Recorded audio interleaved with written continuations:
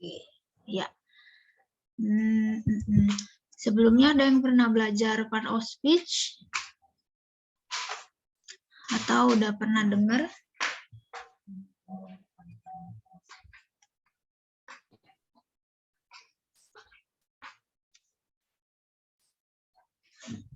Udah pernah, Kak.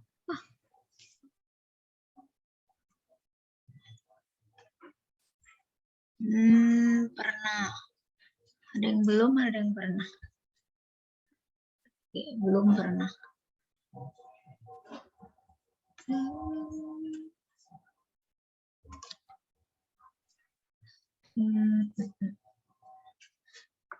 Oke, yang udah pernah belajar, kira-kira part of speech itu tentang apa ya?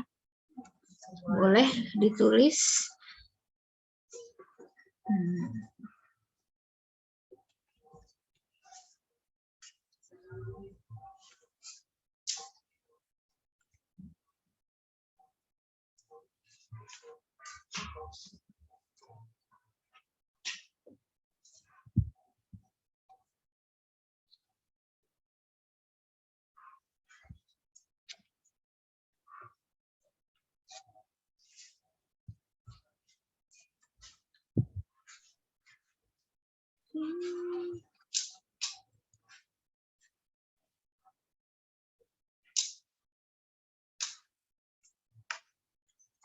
Sentence function of noun. Oke, thank you Marsha. Kelas kata Kiki.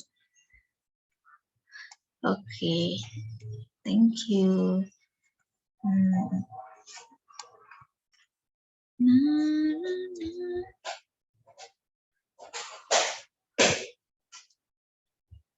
Yeah. Hello. If you haven't met me before, nice to meet you. You can call me Cece or Kak Cece. It is up to you. And I am still a college student on the way to 5th semester. My major is accounting. Okay, nice to meet you, nice to know you. Because I cannot see your face, so I would say nice to know you. Yeah. And then kita langsung aja ya. Jadi hari ini mau belajar 4 hal. We will learn 4 things. The first one, what is part of speech? The second is, what is the importance about part of speech? Third, what are classification of parts of speech? And the last, what are the function of each of classifications? Jadi, part of speech itu, sebelum kalian belajar ke tensis, sudah harus paham kelas kata. Jadi yang mana kata benda, yang mana kata kerja, yang mana kata sifat, dan lain-lain gitu ya. Karena banyak orang yang salah konsep. Jadi kalau ditanya belajar bahasa Inggris dari mana, mereka jawabnya belajar dari tensis. Padahal itu bukan salah sih, kurang tepat. Oke, jadi kalau mau belajar dari dasar, ibaratnya kosakata sehari-hari udah bisa ya, kayak kosakata kegiatan sehari-hari atau tanggal, hari, itu udah bisa. Nanti boleh masuk ke part of speech atau kelas kata. Nah, kalau dilihat dari definisinya, a part of speech is one of the types of English words. This is a term used in traditional grammar for one of the 9 main categories into which words are classified according to their functions in sentences. Jadi, kalau dibahas secara singkat, part of speech itu terdiri dari 9 kelompok kata. Nah, fungsinya untuk apa sih? Jadi kita bisa nentuin kalau dalam suatu kalimat, dia ini berdirinya sebagai apa. Nama lain dari part of speech itu namanya word classes. Jadi dia elemen paling penting dari grammar. Kenapa belajar part of speech? Kalau kalian udah paham, kalian nggak bakal kebalik-balik gitu ya. Karena ada orang yang jago nih grammarnya, tapi giliran ditanya kata kerjanya yang mana, belum tahu gitu ya. Atau ditanya kata sifat sama kata keterangan bedanya apa, mereka belum bisa jawab. Itu concern utama ya. Kenapa kita belajar part of speech. Oke, terus next, importance of parts of speech. Jadi kalau di bahasa Indonesia, mereka itu kayak saling berhubungan. How the words relate to each other. Misalnya gimana? Misalnya di sini kita punya 3 kata. We have 3 words. The first one, hit, Kevin, and Brian. Jadi kita punya 3 kata. Tapi kalau cuma 3 kata dan nggak disusun, jadinya nggak jadi kalimat ya. Nggak ada artinya. They don't really tell us. Tapi kalau misalnya kita buat kalimat dari 3 kata itu, nanti itu kita bisa analisis part of speech-nya. Misalnya gimana C? Di sini Cece buat kalimatnya Kevin hits Brian. Artinya Kevin memukul Brian gitu ya. Kalau dianalisis sama kayak bahasa Indonesia, ada subjek, ada predikat, ada objek. Subjeknya yang Kevin, predikat atau kalau dalam bahasa Inggris sebutannya verb itu hits. Kenapa pakai S? Hitnya karena Kevin itu orang ketiga tunggal atau bisa dibilang third singular person yang berupa he. Makanya pakainya hits gitu ya. Terus objek itu Brian. Bedanya subjek dengan objek, kalau subjek berarti pelakunya, pelaku yang melakukan suatu kegiatan. Tapi kalau objek berarti dia menerima aksi dari pelaku. Oke, tapi kalau kita balik jadi Brian hits Kevin, berarti nanti artinya juga berbeda ya. The meaning can become completely different. Terus analisis kalimatnya juga berbeda. Subjek Brian, verbnya sama, tinggal kita balik subjek dan objeknya. Objeknya yang dikenai aksi ternyata Kevin. Kalau kita balik kalimatnya, alias balik subjek dan objeknya. Jadi itu fungsi part of speech, supaya kalimatnya ada artinya. Oke. Kalau ada pertanyaan boleh langsung tulis di kolom chat. And then ini intinya ya. Jadi part of speech itu ada 9. Sengaja warnanya beda-beda biar nggak bingung ya. Nah, kita bakal bahas satu-satu nih. Yang pertama, noun. Noun is the easiest one among the 9 parts of speech. Jadi kata benda itu kelompok kata yang paling gampang. Maksudnya gampang apa? Gampang dikenalin kalau di suatu kalimat.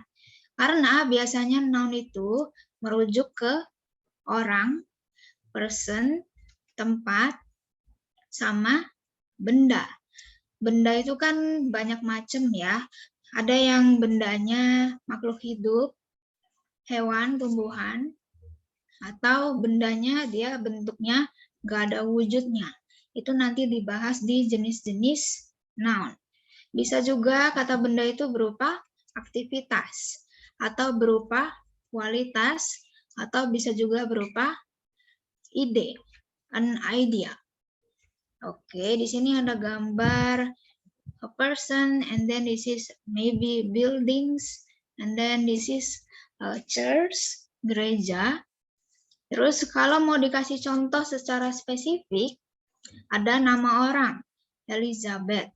Terus nama pekerjaan, teacher, lecturer, nama negara, Indonesia, Singapura, terus ada town, city, ada nama hewan, terus rumah, dan segala isinya. Dan ada kata benda yang dia itu bentuknya nggak ada wujud, kayak happiness or sadness. And then creativity, itu nggak ada wujud yang bisa dipegang. Termasuk kata benda juga. Nah, kalau dimasukin ke kalimat, mau bikin kalimat di bahasa Inggris itu sama kayak bahasa Indonesia, ada subjek, ada predikat, ada objek. Kalau mau ditambahin keterangan waktu, keterangan tempat, boleh. For example, my lecturer is a very nice person. Kalau kita analisis, yang mana kata bendanya, itu yang lecturer. Terus kata kerjanya yang is. Selain lecturer, kita punya kata benda person. Terus ini my ini apa ya? My itu termasuk pronoun. Itu nanti di materi berikutnya. Sekarang kita bahas ke kata benda dulu. And then the second example, Amy is going to go on holiday to Australia. We have 3 nouns in this sentence, Amy, holiday, and Australia. Nah, kalau ditanya kata kerjanya yang is going. Itu nanti bakal dibahas habis ini. Okay. If there is any questions, you can ask on the chat Zoom.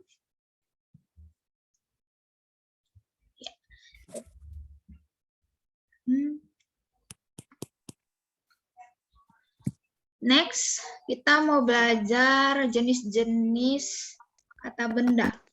Jadi ternyata kata benda itu lumayan banyak jenisnya. Oke, yang pertama ada proper nouns. Jadi proper nouns itu biasanya ciri khasnya dia udah ada namanya sendiri. Terus dikasih huruf kapital. Or you can say begin with a capital letter.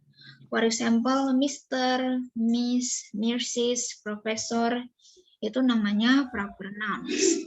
Atau nama orang, itu juga proper nouns. Nama negara juga termasuk gitu ya. Karena di sini dibilangnya particular, berarti dia udah spesifik. Terus yang kedua, ada common.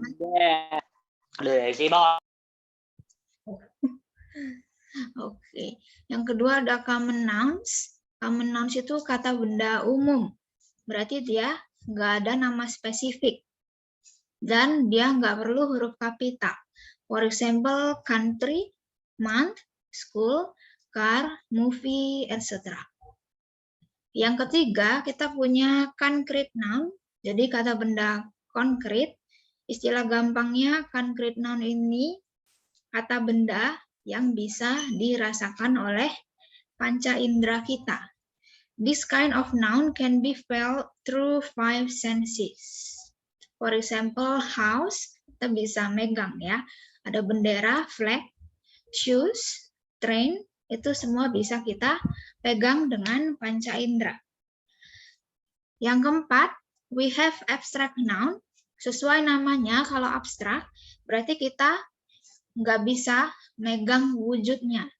Cannot be felt through 5 senses. For example, happiness, friendship, advantage, keuntungan, life, kehidupan, itu nggak bisa dipegang wujudnya. Oke, and then masih ada yang kelima ya kayaknya. Yang kelima kita punya countable noun. Jadi countable itu bisa dihitung. Kata benda yang bisa dihitung jumlahnya. For example, chair, kursi, flower, smartphone, book, ada layang-layang, kite, itu bisa dihitung ya. Namanya countable noun. Countable noun ini dia bisa juga dibentuk jadi kata benda jamak, alias lebih dari satu. Tinggal ditambahin s, kalau dia bentuknya biasa gitu ya. Misalnya flowers, chairs, smartphones, books, itu berarti kata bendanya lebih dari satu. Tapi ada juga kata benda yang dia itu bentuknya nggak beraturan antara yang jumlahnya satu dengan jumlah yang banyak. Misalnya anak, kalau anaknya ada satu, kalian bisa bilang child, tapi kalau anaknya ada banyak, bilangnya children. Sama juga kayak laki-laki, terus perempuan, woman and women, itu beda ya jumlahnya. Kalau woman itu satu wanita, kalau women itu dia more than one. Oke, terus ada lagi yang bentuknya beda, itu tikus. Tikus itu kalau satu mouse, tapi kalau banyak mice. Itu ya, ini banyak orang yang belum tahu nih. Mouse sama mice itu beda. Kalau dia konteksnya binatang ya. Terus ada lagi angsa. Kalau angsanya cuma satu, goose. Kalau angsanya banyak, geese. Jadi ini namanya kata benda tidak beraturan, alias irregular noun. Kalau yang beraturan berarti dia belakangnya ada akhiran S atau IS gitu ya. Itu untuk countable noun. Sekarang kita ke non-countable, or you can say uncountable. Berarti kalau ada non, dia nggak bisa dihitung jumlahnya. Atau kalau mau lebih gampang lagi, biasanya benda yang bentuknya liquid atau cairan itu nggak bisa dihitung di bahasa Inggris. Kayak susu, milk, and then water, oil, oli, itu nggak bisa dihitung. Terus di sini Caca nambahin roti, bread. Roti itu kalau di bahasa Inggris nggak bisa dihitung ya.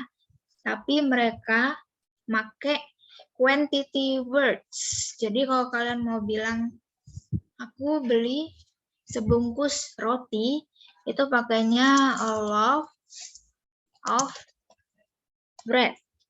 Ini kalau satu bungkus roti. Karena kalau di negara situ mereka juga rotinya pakai plastik gitu ya. Kalau banyak gimana, C? Kalau banyak berarti loaves of bread. Itu untuk roti ya. Ada yang nanya bisa dikirim materinya, bisa. Nyusul ya. Pasti selalu ada kok materinya. Oke, terus ada rice, nasi. Terus biasanya nih kalian juga makan sereal ya. Sereal itu nggak bisa dihitung. Kenapa sih? Karena kita nggak mungkin yang ngitung satu-satu jumlahnya berapa dalam seplastik. Sama juga kayak mentega, butter, itu termasuk non-countable noun. Jadi kita bukan ngitung bungkusnya, tapi ngitung isinya. Kalau kalian bingung kenapa mentega nggak bisa dihitung gitu ya, kita ngitung isinya. Oke, sama juga kayak flour, tepung, ini nggak bisa dihitung ya. Terus yang selanjutnya ada collective noun. Collective noun refers to the group of things, persons, or animals. Jadi kata benda kolektif itu biasanya dia kayak sekelompok. Walaupun cuma satu kelompok, isinya ada banyak.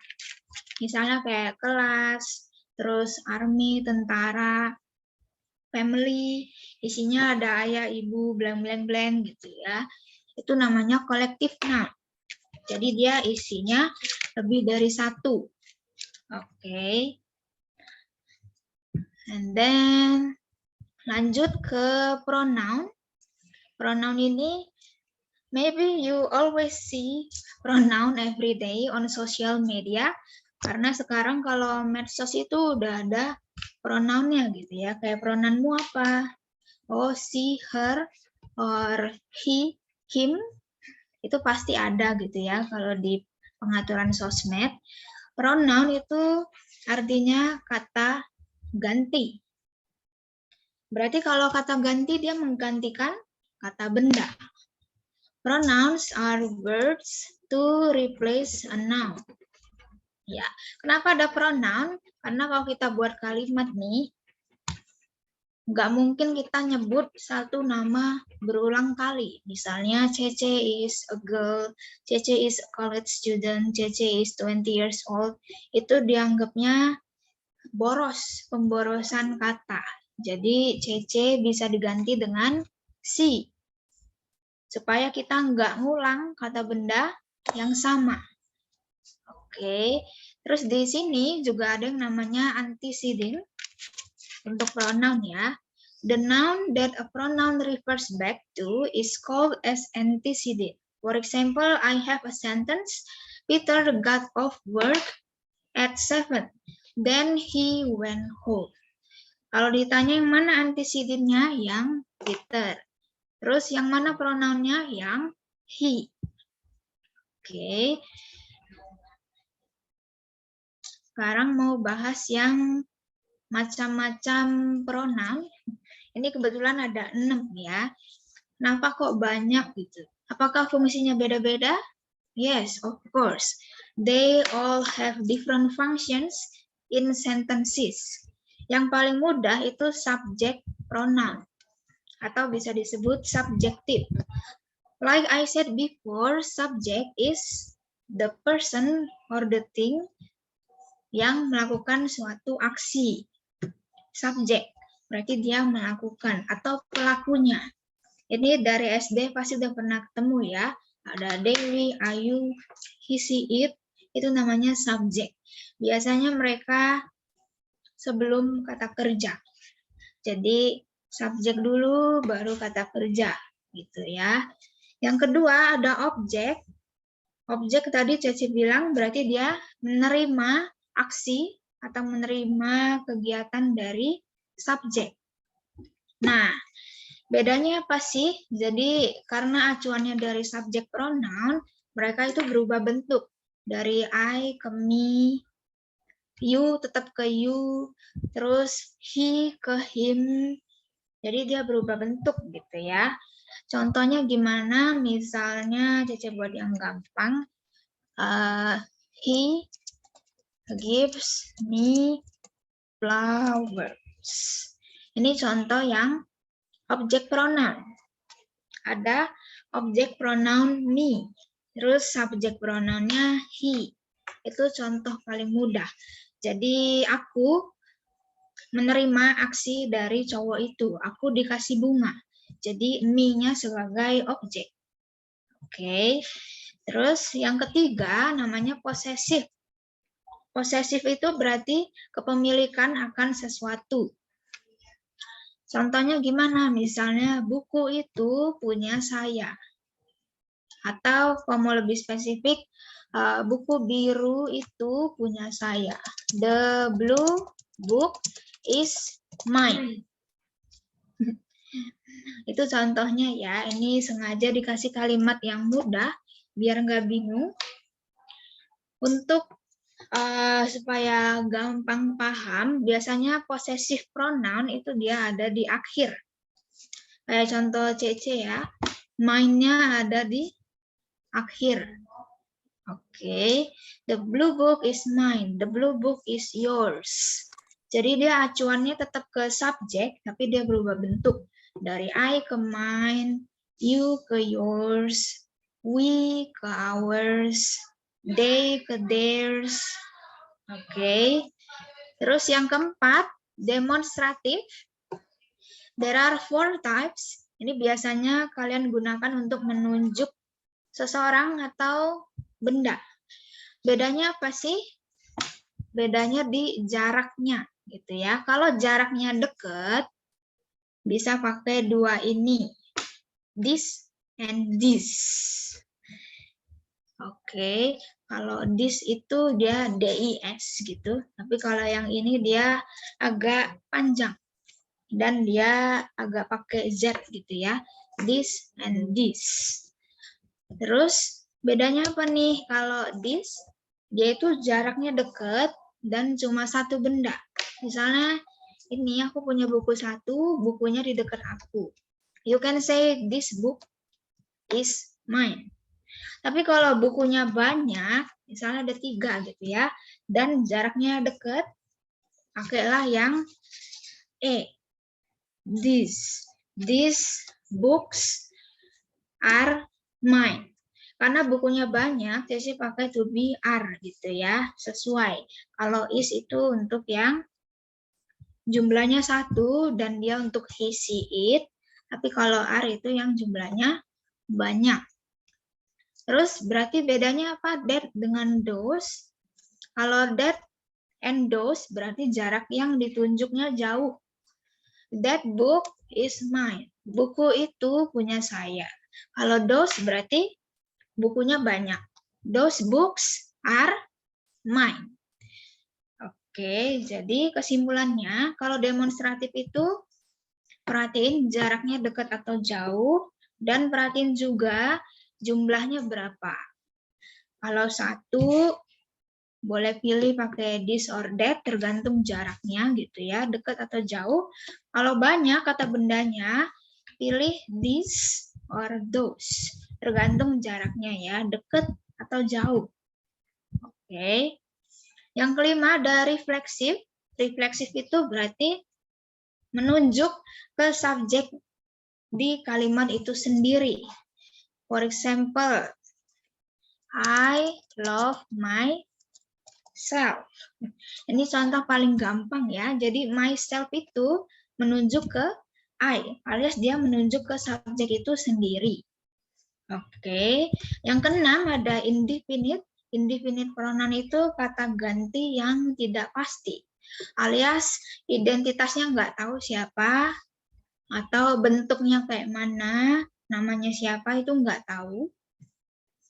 Biasanya akhirannya itu ada body, terus ada thing, misalnya nih, everything, anything. Terus ada apa lagi tuh? Something. Nah, kalau kita lihat depannya juga ada ciri khas ya. Ciri khas any, ciri khas every, no, some. Itu biasanya sering digunain di indefinite pronouns. Oke. And then lanjut ke kata kerja. Ya, kata kerja di sini ada 2 macam. There are 2 kinds of verb. The first one is action verb. Sebelum kita bahas action verb, kita mau bahas yang sebelah sini dulu ya. Kalau di CC sebelah kiri. The main word in the predicate of a sentence that expresses or describe an action, experience, or state of being. Jadi kata kerja itu berarti aksinya apa gitu ya. Kalau contoh gampangnya udah ada go, run, invite, study, dan lain-lain. Kalau contoh di kalimat the student, ini harusnya ada the ya. Nanti aku benerin. The student goes to the museum. Bedanya dengan contoh kedua itu beda di jumlah subjeknya. The student itu berarti cuma 1. Tapi kalau Cece bilang the students, berarti lebih dari 1. Makanya aku pakai kata kerja go. The students go to the museum. Contoh ketiga, Miss Ayu invites all students to come to the morning class. Kenapa pakai invites? Ada S, karena Miss Ayu itu termasuk orang ketiga tunggal, termasuk she. Kalau she, berarti dia pakai imbuhan kata kerjanya. Di sini tensesnya simple present, ya. Simple present itu kegiatan yang selalu diulang. Oke. Tapi ini sebagai contoh aja ya. Nggak bahas tenses. Yang keempat, Jessica is doing a research. Is doing, di sini verb-nya, tapi dia pakai present continuous. Oke, nggak usah dipusingin tensesnya, ini cuma mau analisis kalimat. analisis kelompok kata. Terus ke sebelah kanan ada dua jenis kata kerja. The first one, action verb. Action verb means what the subject does. Jadi dia menjelaskan apa yang dilakukan oleh subjek. For example, Tiffany sings beautifully. Tiffany subjek, sings itu kata kerja. Dia ada aksi langsungnya. Yang kedua ini agak berbeda. The name is linking verbs or helping verbs. Bedanya apa sih sama action verb? Kalau yang jenis kedua, linking verbs, itu dia nggak ada aksi langsung, tapi mereka lebih menghubungkan kata kerja dengan informasi tambahan tentang si subjek. They connect the subject of a verb to additional information about the subject. Misalnya nih, Cece punya kalimat, terus aku pakai to be is. He is a pilot. Dari kalimat he is a pilot, kita punya linking verb is. Nah, is ini bukan kata kerja aksi gitu ya, karena dia bukan berupa aksi langsung, tapi dia menghubungkan he dengan a pilot. Jadi a pilot ini informasi tambahan untuk si subjek. Oke, selain is MR itu ada was were. Was were itu biasanya dipakai kalau kejadiannya udah lewat dan udah selesai gitu ya. Terus ada has or have, ada been, ada are being sama is being. Tuh. Oke, yang penting kalian bisa bedain yang mana action verb, yang mana linking verbs gitu ya. Kalau linking verbs berarti dia menghubungkan subjek dengan informasi tambahan tentang si subjek. Oke, atau bisa disebut juga to be. To be. Nama biasanya mereka makanya to be gitu ya, atau be. Be itu isinya banyak nih, ada 5. Oke, poinnya. Ada yang bertanya? Rekaman live ini aku kurang tahu karena I am not the admin, jadi boleh ditunggu ya. And then next. Terus kita mau belajar yang namanya modals. Biasanya nih orang-orang belum banyak yang tahu. Mereka tahu sih kata kerja, tapi tentang modal belum tentu tahu gitu ya. Jadi ada kata kerja yang namanya modals. Modals ini ternyata isinya ada banyak gitu ya. Apakah sering dipakai di kehidupan sehari-hari? Kalau menurut Cece sering sih. Dan jenisnya berbeda-beda gitu ya. Misalnya yang paling sering dipakai, kalau kalian pasti sering dengar can, I can swim. Jadi can itu menunjukkan kemampuan or ability. Kalau nggak bisa berenang, I cannot swim. Jadi bukan I cannot swimming, I cannot dancing, tapi kata kerjanya itu dia verb dasar. I can swim, I cannot swim. I can sleep, I cannot sleep. Itu kerja atau aturan dasar dari modals. Kalau sebelahnya memakai kata kerja lagi, pakailah verb yang paling dasar gitu ya.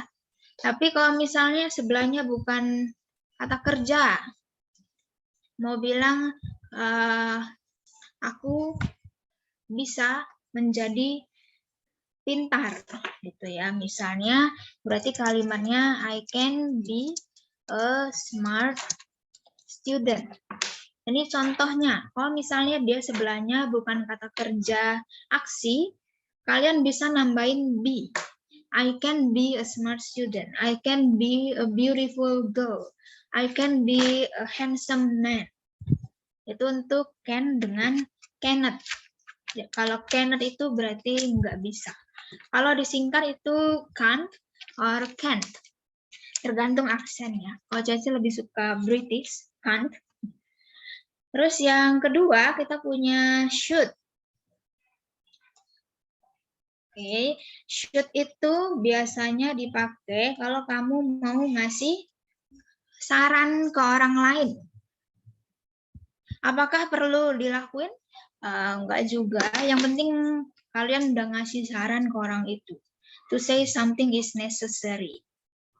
Jadi kalau enggak diturutin juga nggak apa-apa, gitu ya. Tapi kalau diturutin lebih baik atau lebih bagus, itu bisa pakai should. Misalnya ada orang yang lagi sakit, kalian bisa bilang you should go to the doctor. Sebaiknya kamu pergi ke dokter. Itu kita ngasih saran, ya kan? Mau diturutin mau enggak ya, bebas gitu ya. Karena yang sakit bukan kita. Kita cuma ngasih saran. Tapi kalau bentuk negatif tinggal tambahin not. Shouldn't or should not. Jadi L-nya nggak dibaca. Silent L. You shouldn't, contohnya misalnya, you shouldn't take the money. Harusnya kamu nggak ngambil duitnya, gitu ya. Oke. Atau kalau di bahasa Inggris, shouldn't itu to say you are able to do something. Next, ada have to di sini ya. Ya, have to ini biasanya lumayan mengikat gitu, alias biasanya sih harus diturutin gitu ya. For example, you have to go to the doctor, alias ayo dong turutin perintahku. Dia lumayan saudaraan sama Mas yang ini nih, nggak masuk di gambarnya Mas. Mas itu berarti mau nggak mau, suka nggak suka harus dilakuin. You must go to the doctor. Kamu harus pergi ke dokter. Berarti ya harus dilakuin gitu ya. Dia saudaraan sama have to. Kalau bentuk negatifnya, kalau must itu tinggal ditambahin must not.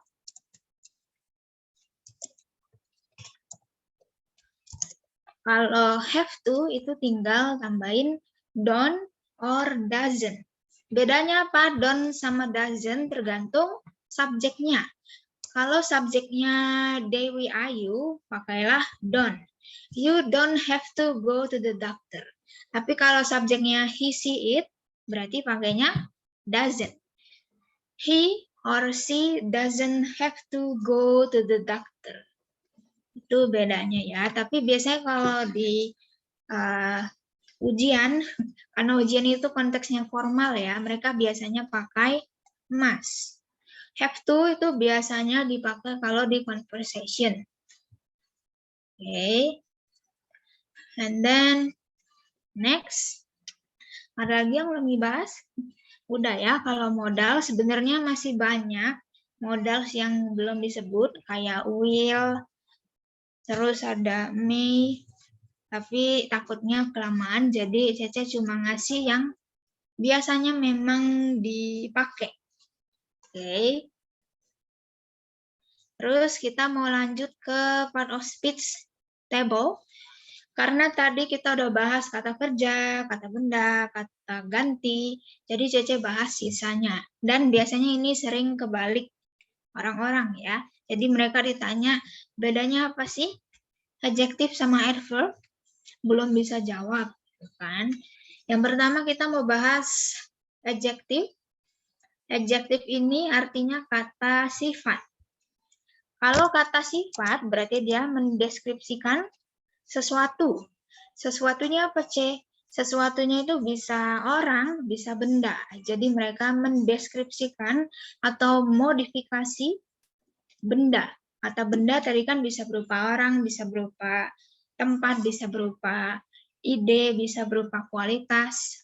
Pokoknya semua yang bentuknya kata benda itu bisa dideskripsiin atau bisa dimodif pakai kata sifat. Itu gampang ya. Jadi ibaratnya tuh fungsinya cuma ada satu. Describes or modify a noun. Itu fungsinya adjective. Contohnya apa nih? Nama warna dari yellow, red, terus blue itu termasuk kata sifat. My book is blue. Berarti blue-nya kata sifat. Terus ukuran atau tinggi atau penampakannya kayak mana itu namanya juga kata sifat. Beautiful, handsome, pretty. Terus di sini ada good, ada bad, big. Itu semuanya kata sifat dan mereka pasti mendeskripsikan kata benda. For example, they live in a beautiful house. Kalau ditanya yang mana kata sifat, jelas yang beautiful. Beautiful ini menjelaskan rumah. Jadi rumahnya kayak mana sih? Oh, ternyata rumahnya cantik. Contoh kedua, Ben is an adorable baby. Berarti adorable itu menjelaskan baby. Oh, bayinya lucu gitu ya. Terus yang ketiga, this glass is breakable. Dia bilang gelas ini mudah pecah gitu ya. Jadi breakable itu menjelaskan gelasnya. Kesimpulannya berarti kata sifat menjelaskan kata benda. Oke. Yang kedua ada determiner. Mungkin baru pernah dengar ya apa nih? Jadi determiner itu biasanya membatasi sebuah kata benda. Apa yang dibatasi biasanya jumlahnya. Kalau kita mau nyebutnya satu, bisa pakai an, one. Jadi 1, 2, 3, 4 sampai seterusnya itu termasuk determiner. Mereka bisa membatasi jumlah benda di kalimat. Atau kalau misalnya mau banyak C, boleh pakai angka 2, 3. I have 2 cats, itu 2-nya termasuk determiner berupa angka. Kalau mau nggak disebutin spesifiknya berapa, bisa pakai some. Some itu beberapa, tapi dia nggak terlalu banyak gitu ya. I have 2 cats and some rabbits. Kalau many berarti itu banyak jumlahnya. Many itu dipakai kalau kata bendanya bisa dihitung. Kayak kelinci, boleh pakai many. I have many rabbits. Berarti kelinciku sangat banyak. Gitu. Oke. Terus yang selanjutnya ada adverb. Jadi adverb ini kata keterangan. Nah, biasanya orang-orang tuh pada kebalik adjective sama adverb.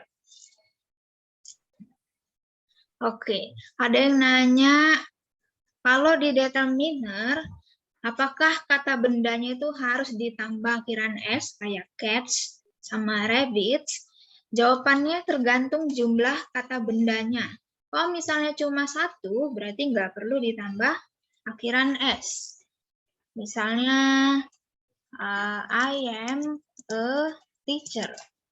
E sama an berarti dia jumlahnya cuma satu. Jadi, nggak perlu ditambah S. Tergantung determinernya ya, apa. Kalau misalnya determinernya ya artinya lebih dari satu, berarti kata bendanya juga dijadiin kata benda jamak. Oke, misalnya there are 3 teachers. Ini beda ya sama I am a teacher. Karena kalau 3 berarti dia lebih dari satu. Kita harus buat kata bendanya jamak juga supaya sesuai. There are 3 teachers. Oke, jadi balik lagi. Kata bendanya ada berapa? Dihitung dulu. Terus pilih determinernya udah sesuai belum ya? Kalau determinernya some, many, terus angkanya lebih dari satu, berarti kata bendanya juga harus dibentuk jamak. Okay. And then next adverb, jadi kata keterangan namanya ya. Kata keterangan. Kata keterangan ini fungsinya ada 3. describes a verb, adjective, or adverb.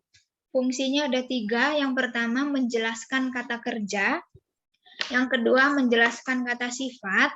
Yang ketiga menjelaskan kata keterangan yang lain. Itu. Kenapa kok lebih banyak? Coba kita lihat contohnya ya. Di sini ada my cat eats quickly. Kalau ditanya quickly itu menjelaskan apa sih? My cat atau eats? Jawabannya quickly menjelaskan eats. Jadi gimana cara makannya? Oh, ternyata makannya cepat gitu ya.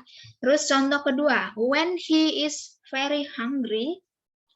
Kenapa ada very? Very itu menjelaskan dari hungry. Apakah dia lapar atau sangat lapar atau biasa aja? Ternyata dia sangat lapar. Jadi kita bisa nambahin very untuk menjelaskan kata sifat hungry. Oke. Terus yang contoh ketiga, he eats really quickly. Berarti di sini ada 2 kata keterangan. Nah, kalau ditanya really itu menjelaskan apa ya? Really menjelaskan quickly. Jadi seberapa cepat? Biasa aja atau agak cepat atau sangat cepat? Ternyata jawabannya really, sangat cepat. Oke. Kalau dilihat dari tabel itu biasanya memang akhirannya ada ly. Biasanya ya, nggak semua kosakata, tapi biasanya atau umumnya kata keterangan itu salah satu cara untuk mengenalinnya dengan akhiran ly. Oke. Terus kalau bukan akhiran ly, apa C? Misalnya ada always, ada often, ada sometimes. Itu termasuk adverb. Jadi nggak semuanya akhiran ly ya. Tapi kalau kalian bingung cara ngenalinnya, salah satu caranya dengan akhiran ly. Biasanya. Oke. Terus ada preposition. Jadi preposition ini biasanya dia ngasih tunjuk di manakah posisinya, posisi benda, atau kalau secara akademik, preposition itu kalau di bahasa Indonesia kayak di, ke, dari gitu ya. Tapi kalau di bahasa Inggris ternyata ada banyak jenisnya. Nah, di sini ditulis links a noun, pronoun, and phrases to other words in a sentence. Jadi biasanya preposisi itu menghubungkan kata benda atau kata ganti atau frasa lain dengan kata-kata lain di kalimat tersebut. Yang paling populer ada in, at, on. Itu paling populer ya kalau di bahasa Inggris. Misalnya di sini ada contoh, he sat on the chair. Kalau ditanya on itu menghubungkan apa ya? Berarti on menghubungkan sat dengan the chair. Jadi kata bendanya the chair, dia menghubungkan dengan kata lain sat. Alias dia nunjukin posisi. Terus berarti on itu biasanya dia di atas suatu permukaan. Oke, bedanya apa dengan in? Kalau in itu di dalam sesuatu. There is some milk in the fridge. Nah, kenapa bukan there are some milk? Karena susu itu nggak bisa dihitung jumlahnya, jadi selalu pakai yang bentuknya singular.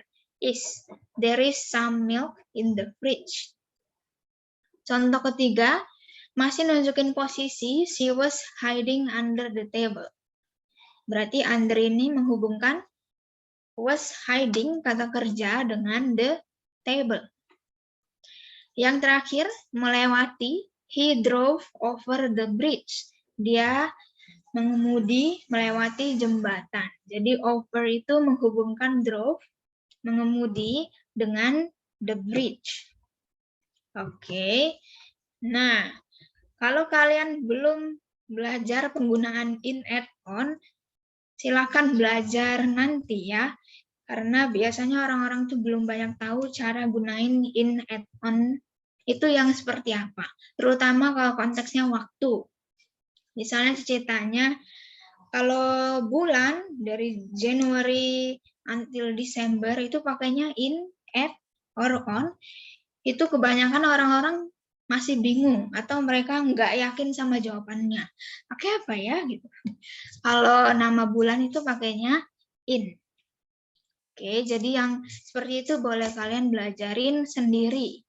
Karena itu termasuk tata bahasa. Next. Ya. Selanjutnya kita punya konjungsi or conjunction. Jadi konjungsi ini bedanya dengan preposisi. Kalau preposisi itu ibaratnya kayak menghubungkan kata benda dengan kata lain. Tapi kalau conjunction itu menghubungkan kalimat dengan kalimat. Sentence with sentence, or you can say clause with clause. Clause itu kalimat. Oke, klausa. Sama aja kayak kalimat gitu ya. Terus di bahasa Inggris ada dua macam. There are two types of conjunction usually. The first one is coordinating. Coordinating ini ada 7 macam. Bisa diingat. Singkatannya kalau kalian pernah dengar itu fanboys. Jadi F-nya untuk for, A-nya untuk N-nya untuk nor, itu bisa diingat ya. Jadi kalian nggak bakal kebalik, yang mana coordinating, yang mana subordinating. Oke, karena kebetulan yang coordinating cuma ada 7 nih.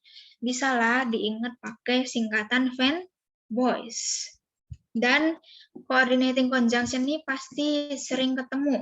Mau di text reading, mau dimanapun, karena mereka biasanya sering dipakai.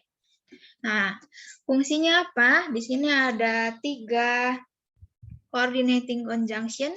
I like English and math. Berarti kalau N ini berbagi ide yang sama. Suka dengan suka. Sama-sama suka gitu ya. Tapi kalau but, tetapi kondisinya bertentangan gitu ya, or you can say in contrast. I like English but I don't like math. Saya suka bahasa Inggris tapi saya nggak suka matematika. Dia ada 2 kondisi dan saling bertentangan. Yang satunya suka, yang satunya nggak suka. Nah, bedanya apa dengan yet?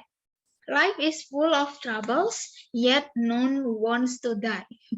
Jadi yet ini hampir mirip kayak but, tetapi bedanya kalau yet itu lebih ke kita kaget atau mungkin kayak ya udahlah karena nggak bisa diubah gitu ya. Tapi biasanya yet itu ibaratnya kamu nggak expect kalau hasilnya bakal kayak gitu. Jadi dia bilang hidup ini penuh tantangan, tapi hebatnya nggak ada yang mau meninggal gitu ya. Istilahnya kayak ya udah dihadapin aja gitu. Itu bedanya but sama yet. Contoh lain yang lebih gampang apa C? Misalnya saya nggak belajar, tapi saya lulus. Kaget ya, karena kok nggak belajar lulus gitu. Itu juga bisa pakai yet. I didn't study, yet I passed the exam. Jadi kaget sama hasilnya. Atau nggak expect sama hasilnya bakal seperti itu. And then kita bahas yang subordinating conjunction. Di sini sebenarnya ada banyak jenisnya, tapi nggak muat di tabel. Jadi Cece cuma tulis yang biasanya keluar. Ada after, before, although, because, if. Itu semuanya namanya subordinating conjunction. Jadi kalau misalnya ditanya cara bedanya gimana ya, yang mana coordinating sama subordinating, kayak tadi, minimal kalian udah hafal isi coordinating conjunction, karena cuma ada 7 gitu ya. Kalau udah hafal, dan udah paham fungsinya, kalian bisa bedain. Oh, yang ini coordinating conjunction, yang itu subordinating gitu ya. Tapi kalau secara penggunaan memang beda-beda ya. Kalau after itu setelah. After I teach, I'll buy some coffee. Terus ada when. When we arrive at school, the principal greets us at the door. Ketika kita tiba di sekolah, kepala sekolahnya menyapa kami di pintu. Terus bedanya apa dengan unless? Jadi biasanya unless ini selalu kawanan dengan if.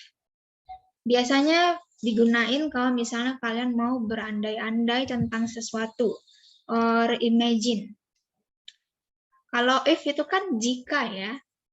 Jika saya punya banyak duit, saya akan beli HP bagus. Itu kamu lagi berandai-andai. Berarti sekarang udah punya duit banyak belum? Belum. Karena kamu masih berandai-andai. If I had more money, I would buy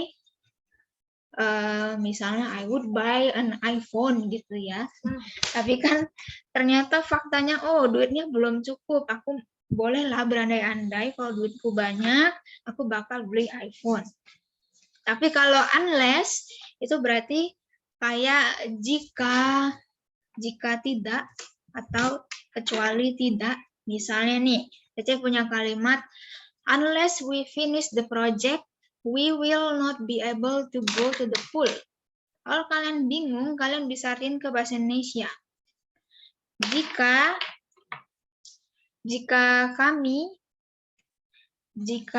tidak atau kecuali jika kami selesain proyeknya, kami nggak bakal bisa pergi ke kolam renang. Ibaratnya kalau kami nggak kerjain proyeknya, kami nggak bisa pergi berenang. Itu arti gampangnya, gitu ya. Tapi kalau arti resmi, unless itu kayak kecuali jika. Dia ada kecuali. Oke. And then yang terakhir dari kelas kata, ada interjection. Ya, interjection ini sebenarnya kalau dibilang penting, tapi biasanya dipakainya di conversation gitu ya. Dia berupa short exclamation or sometimes inserted into sentence. Jadi mau ditambahin, mau enggak dipakai di kalimat itu enggak apa-apa. Karena dia ibaratnya kayak cuma, supaya kalimatnya lebih menarik dibaca gitu ya. For example, hi. Itu ada tanda seru ya. Hi, my name is Cece.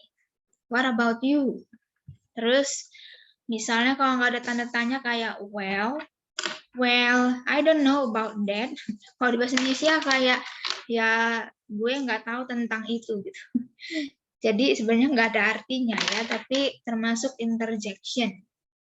Oke, kalau interjection lumayan mudah, tapi yang lainnya itu harus paham ya. Yang 8 kelompok kata lainnya harus paham. Oke. Terus di sini ada di part of speech itu ibaratnya ada raja dan anak-anaknya gitu.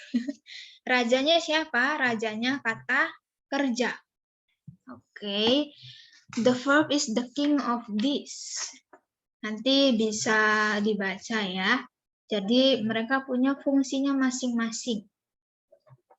Dan di sini ada example, nanti kalian bisa bikin kalimat sendiri, terus kalian bisa ikutin Cece pakai tabel gini, supaya makin ngerti gitu ya. Nah, sekarang yang terakhir mau bahas ini, jadi kalau di kelompok kata, itu ada beberapa yang dia itu fungsinya lebih dari satu. Misalnya kayak work. Work itu selain sebagai jadi kata kerja, bisa juga jadi kata benda. Kerjaan. My work is easy. Pekerjaan saya mudah. Tapi kalau diubah jadi kata kerja, berarti I work in London. Jadi ada dua fungsi. Sama juga kayak but. But ini kalau preposition artinya kecuali. Misalnya, everyone came but Mary. Semua orang datang kecuali Mary. Itu kalau but sebagai preposition. Tapi kalau dia sebagai conjunction, berarti menghubungkan kalimat dengan kalimat. John came but Mary didn't come. John datang tapi Mary nggak datang. Ada dua fungsi. Terus ada well. Well yang pertama sebagai adjective. Are you well? Mungkin jarang dengar ya, tapi sama aja kayak nanya, are you okay gitu? Apakah kamu baik-baik saja? Kalau sebagai kata sifat. Kalau sebagai kata keterangan, she speaks well. Dia berbicara dengan baik atau dengan lancar. Berarti well di sini menjelaskan speaks. Dan yang tadi sebagai interjection yang nggak ada artinya gitu ya. Well, that's expensive. Yang terakhir ada afternoon. Dia bisa jadi noun, bisa juga noun acting as adjective. Misalnya, we ate in the afternoon. Afternoon di situ sebagai kata benda. Kalau dia sebagai kata sifat, berarti dia menjelaskan kata benda. We had afternoon tea. Berarti afternoon menjelaskan teh. Teh yang kayak mana? Oh, ternyata teh di siang hari. Gitu ya. Any question?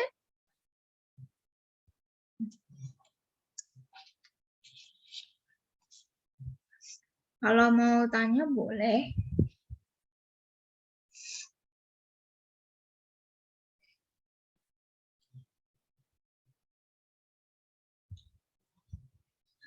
Kalau nggak ada pertanyaan, nggak apa-apa.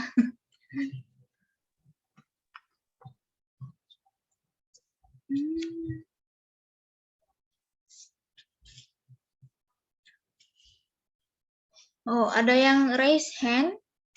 Nur Rini, do you want to ask a question?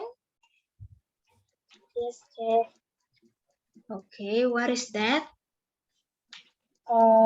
Mau nanya yang penggunaan interjection well itu bagaimana ya? Sorry, kayaknya suaranya kurang jelas. Boleh diulang? Penggunaan interjection yang well itu bisa diulang nggak, Cek? Soalnya kurang ngerti. Oh, sebenarnya well di sini nih arti resminya nggak ada ya. Karena dia kayak cuma bikin kalimatnya lebih menarik dibaca. Yang ini nih, well, I don't know about that. Ya, saya nggak tahu tentang hal itu. Kalau diartin ke bahasa Indonesia kayak, ya kayak lagi apa ya, mikir gitu. Semacam kayak, tapi di sini kita bisa pakai well gitu. Kalau well sebagai interjection, biasanya taruhnya di depan. Oke. Jadi, kalau ditanya apakah sering keluar well sebagai interjection, jarang ya. Biasanya interjection itu dipakai di conversation. Kalau di formal itu menurut Cece sih jarang banget ya. Kalau di formal, well itu biasanya sebagai adjective atau enggak adverb. Jadi nggak perlu dipusingin gitu ya. Yang penting kalian tahu, oh interjection itu buat kalimatnya supaya lebih menarik aja gitu. Kayak, I know you, or I don't know you. Sebenarnya kalau mau langsung bilang I know you itu nggak apa-apa, tapi ditambah interjection supaya kalimatnya lebih menarik. Apalagi kalau di conversation gitu ya. Ada yang lagi yang mau ditanya? Oke, thank you, Cek. Ya. Semoga ini yang join udah terbuka ya pencerahannya. Karena kalau kalian mau belajar bahasa Inggris tapi belum belajar kelompok kata, itu nanti makin bingung pasti. Karena kan kalau buat kalimat, itu kita harus tahu kan, ini kita mau pakai kelompok kata apa aja nih. Nggak mungkin ngasal gitu kan. Meskipun bahasa Inggris tuh pola kalimatnya bisa diubah-ubah, tapi yang penting kita tahu, kalau mau buat kelompok kata, bisa dimasukin ini, dan ini gitu ya. Dan kelompok kata atau part of speech itu berguna banget kalau ujian bahasa Inggris ya. Kayak misalnya TOEFL or IELTS or TOEIC itu juga berguna. Atau yang terbaru kayak Duolingo test itu, Duolingo. Ya pokoknya yang Duolingo itu ya. Tapi menurut Cece Duolingo itu susah banget tesnya. So I prefer taking IELTS or TOEFL IBT. Gak tau kayak Duolingo itu ribet banget walaupun harganya lebih murah sih. Sekitar 600-an. Kalau IELTS sama TOEFL IBT itu 3 jutaan. Tapi udah jelas gitu yang diujikan apa dan tipe soalnya ya gitu. Kalau Duolingo ini wow, it is more difficult gitu. Tapi kalau kalian waktu mau tes itu biasanya untuk ini sih ya, pertukaran pelajar. Kalau kampusnya nyediain Duolingo dan kalian nggak mau keluar duit banyak, boleh ambil. Tapi ya begitu tesnya lumayan rumit gitu. Okay. So that's all from me. I hope you get a very useful knowledge from this material. Karena kalau kalian udah ngerti, kalian tinggal nambah vocabulary gitu ya buat reading. Jangan lupa diisi form evaluasi ya, biasanya di-share di grup. I would like to know about your point of view. Cece pengen tahu cara ngajarku gimana. Jadi kalian boleh isi form evaluasinya. Okay, so that's all from me.